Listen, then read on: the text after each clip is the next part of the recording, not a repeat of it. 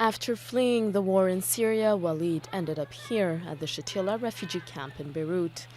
But with an expired residence permit, he's now afraid to go anywhere, and renewing it costs around €175, on top of registering through the UN or paying a Lebanese sponsor.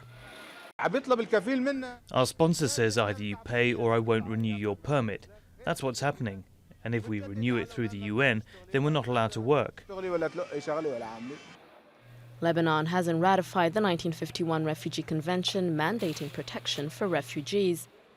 Those like Mohammed, who can't pay for new permits, fear they'll be arrested or deported if they leave the camp. We live in a large prison. Imagine what it's like seeing police officers and not dare walk in front of them. I used to walk to the border every 6 months before. I'd renew my permit and come back. But with the new measures, I've been living here illegally for a year and 2 months. According to the UN, by the end of March 2016, 56% of Syrians didn't have a valid residence permit. For families like Radia's, it's simply unaffordable.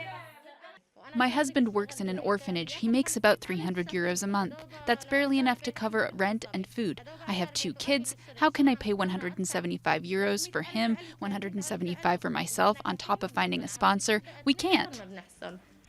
Of the 4 million residents in Lebanon, over 1.1 million are registered Syrian refugees, making it the world's highest refugee-to-resident ratio. Every little detail of their life. It's like living, if you can hear it or you can hear it from them, it's like living in a constant fear. And they feel, or at least that's what they say, they are pushed to become invisible. Lebanese authorities say the criticism is unfounded and the measures have in fact made it easier to obtain the permits. But for the time being, refugees feel forced to continue hiding in the camps, far from prying eyes.